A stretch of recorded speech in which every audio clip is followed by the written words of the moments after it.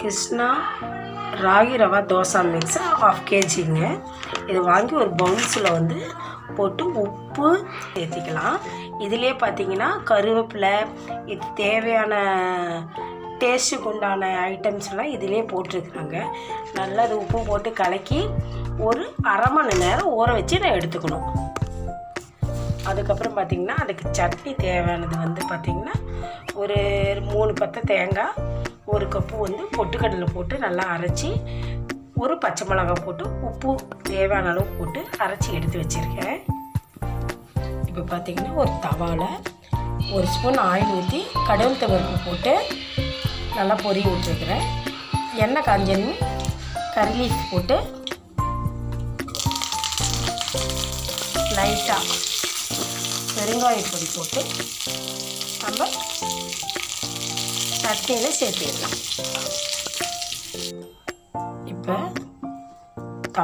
தோசைக்கல்ல காஞ்சன்னுமே நாம் கலக்கி வச்சிருக்கிற ராகி தோசை மிக்ஸை ஊற்றி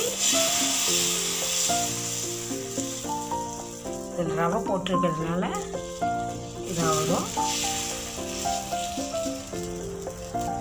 நல்லா ஊற்றி ஒரு ஸ்பூன் ஆயில் ஊற்றி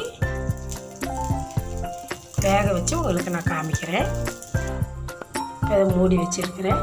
நல்லா வேகட்டு வெந்தனுமே எப்படி இருக்குதுன்னு காமிக்கிறேன். இது ரொம்ப உடம்புக்கு ஹெல்த்தான ஒரு தோசை. இது நம்ம வந்து வீட்லேயே தயார் பண்ணலாம். நார்மல் ராகி மாவு வாங்கி கூட நாம் ஆனியன் கட் பண்ணி எண்ணெய் 2 ஸ்பூன் ஊற்றி பெரிய வெங்காயம் போட்டு கடவுள் பருப்பு ஒரு ஸ்பூன் போட்டு நல்லா ரோஸ்ட் பண்ணியும் ராகி மாவில் கலந்து மிக்ஸ் பண்ணி ஒரு 1/2 hour ஊற வச்சியும் நம்ம தோசை செய்யலாம். இது ரெடிமேட் தோசை மாவுங்கிறதுக்காக உங்களுக்கு நான் செஞ்சு காமிக்கிறதுக்காக இதை வாங்கி செய்கிறேன். இதுவும் நல்லாயிருக்கும். உடம்புக்கு ரொம்ப ஹெல்த்தான ஒரு தோசை மிக்ஸு. நல்லா எப்படி வருதுன்ட்டு உங்களுக்கு நான் காமிக்கிறேன்.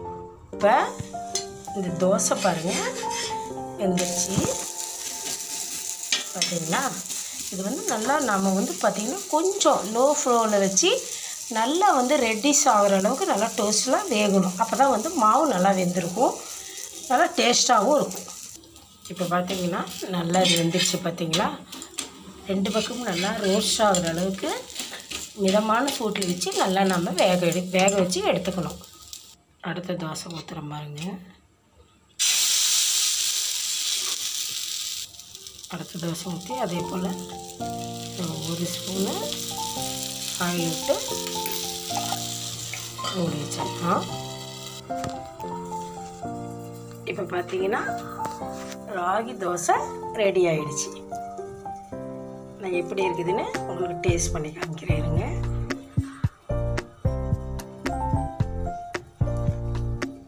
மிகவும் சூப்பராக இருக்குது. இது உங்களுக்கு ரொம்ப பிடிச்சிருக்குன்னு நினைக்கிறேன். லைக் பண்ணுங்கள், ஷேர் பண்ணுங்கள், சப்ஸ்கிரைப் பண்ணுங்கள். உடம்புக்கு ஹெல்த்தியான ராகி தோசை ரவை ரெடி.